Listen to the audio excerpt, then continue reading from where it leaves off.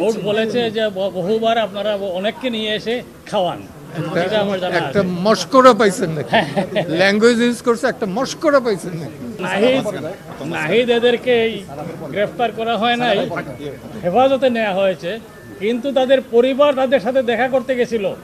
তার মার বোন সহ ফুফু এরা কারোর সাথে দেখা করতে দেয় নাই এবং ঢুকতেই দেয় নাই। কেউ এসে তাদের সাথে কোনো কথাই বলে নাই। এর থেকে বোঝা যায় যে এদেরকে ডিটেইল করা হয়েছে, গ্রেফতার করে নিয়ে রাখা হয়েছে। জি, আমরা বলতে চাচ্ছি দুটো কথা এখানে বলা হয়েছে। লাইভ গুলি ছড়ানোর কথা অ্যাডভোকেট মঞ্জুর রহিম বলেছেন। আরেকটি বিষয় আমাদের ছিল যে আমাদের সংবিধানে পরিষ্কারভাবে 102 ধারায় বলা আছে যে কাউকে যদি কোনো আইনি ক্ষমতা ছাড়া বা বেআইনিভাবে কারো হেফাজতে রাখা হয়, এখানে খেয়াল করবেন আটক রাখার কথা বলা হয়নি, ডিটেনশনের কথা বলা হয়নি, কোনো ম্যাজিস্ট্রেটের আদেশের কথা বলা হয়নি, শুধু বলা হয়েছে কাউকে যদি অন্য কারো কাছে বেআইনিভাবে অথবা আইনি কোনো ক্ষমতা বহির্ভূতভাবে রাখা হয় তার হেফাজতে, এটা নিয়ে আদালত নির্দেশ দিতে পারবে তাকে সেখান থেকে মুক্ত করানোর জন্য। আমরা সেই আদেশটি চেয়েছি।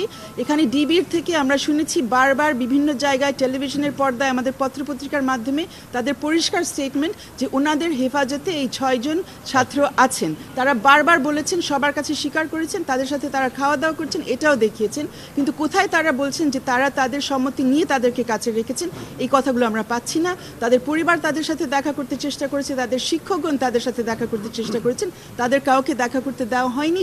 ডিবির একজন অফিসার সেখানে বের হয়ে বলেছেন যে তারা দেখা করতে পারবেন না। তো তারা যদি ওখানে স্বেচ্ছায় যায়, তাদেরকে যদি আটক না রাখা হচ্ছে, তাহলে কেন কারোর সাথে তাদেরকে কথা বলতে দেওয়া হচ্ছে না, তাদেরকে কারোর সাথে দেখা করতে দেওয়া হচ্ছে না? নতুন এক্সপেল এর নতুন ফর্মুলা আরপিএম এর ডুয়েল অ্যাকশন। ঘরের মশা বাঁচবে না, বাইরের মশা আসবে না। আর তারা নিজেদের মতো কেন এই মুহূর্তে চলাফেরা করতে পারছে না? আমরা এই বিষয়টা কোর্টের সামনে তুলেছি। আমরা আশা করছি কোর্ট এই ব্যাপারে সঠিক জবাব দেবে এবং এটা আপনাদের সকলের জানা উচিত, বিশেষ করে যারা আপনারা নতুন প্রজন্মের।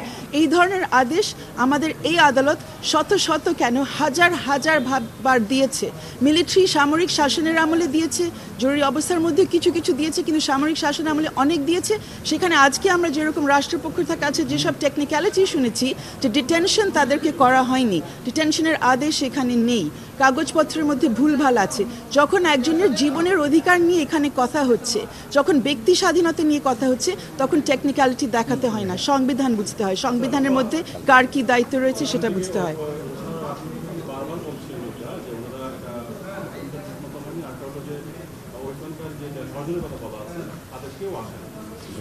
এখানে আপনি দয়া করে সংবিধানটা পড়বেন এই আবেদনটা করার জন্য যে কাউকে অন্য কারো হেফাজতে রাখা হয়েছে আইন বহির্ভূতভাবে বেআইনিভাবে, সেই অ্যাপ্লিকেশন, সেই আবেদন যে কোনো ব্যক্তি, আপনিও করতে পারেন, আমিও করতে পারি, যে কোনো ব্যক্তি করতে পারে।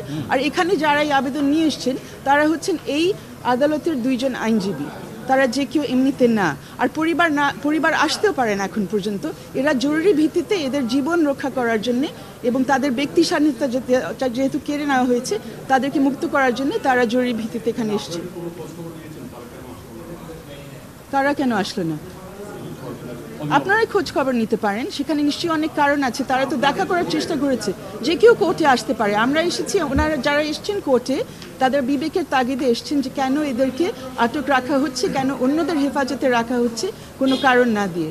বিবেকের তাগিদে তারা এসছেন, যেটা তারা করতেই পারে এবং যে অধিকার তাদের এই সংবিধানটা দেয়। আমি শুনি নাই। কোর্ট বলেছে যে বহুবার আপনারা অনেককে নিয়ে এসে খাওয়ান, একটা মস্করা পাইছেন নাকি?